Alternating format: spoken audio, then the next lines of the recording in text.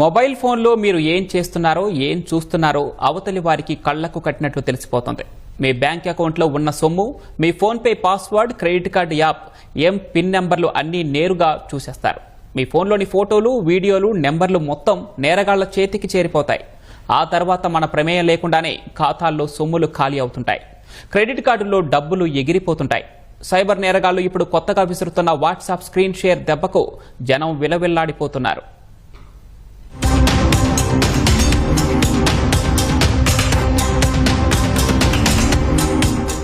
Digital arrest, APK files, OTP తరహా cyber మోసాలపై పోలీసులు పెద్ద ఎత్తున అవగాహన కార్యక్రమాలు నిర్వహించడంతో సైబర్ నేరగాళ్లు కొత్త ఎత్తులతో ప్రజలను చిత్తు చేస్తున్నారు. బ్యాంక్ అధికారులమంటూ ఫోన్ చేస్తున్న సైబర్ నేరగాళ్లు మీ అకౌంట్లో సమస్యలు ఉన్నాయని లేదా ఈకేవైసీ అప్డేట్ చేయాలని చెబుతారు. వెంటనే చెయ్యకపోతే అకౌంట్ బ్లాక్ చేస్తామని కంగారు పెడతారు. మీరు వీడియో కాల్ చేసి వాట్సాప్ స్క్రీన్ షేర్ చేస్తే మేము అన్నీ చేసేస్తామని నమ్మబలుకుతారు. సైబర్ నేరగారి మాటలు నమ్మి ఒక్కసారి స్క్రీన్ షేర్ చేశారో ఇక అంతే, మీ ఫోన్ మొత్తం సైబర్ నేరగాళ్ల చేతికి వెళ్లినట్లే. మీరు ఒక్కసారి ఎవరికైనా ఫోన్ పే ద్వారా డబ్బులు పంపినా వెంటనే మీ పాస్వర్డ్ చూసి మీ ఖాతాలో సొమ్ము మొత్తం ఖాళీ చేస్తారు. ఈ తరహా నేరాలు ఇప్పుడు ప్రజలను, పోలీసులను కలవరపెడుతున్నాయి.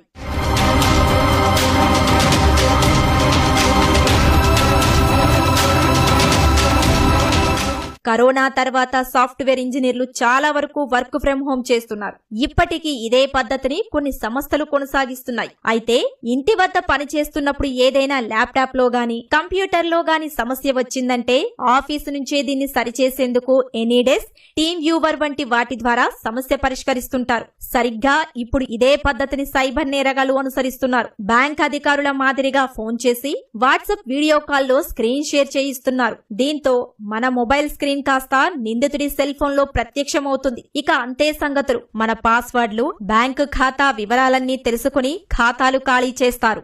స్క్రీన్ మిర్రరింగ్ అంటేనే ఒక డివైస్ మీద ఉన్న కంటెంట్ ని ఇంకొక డివైస్ లో డిస్ప్లే అవటం.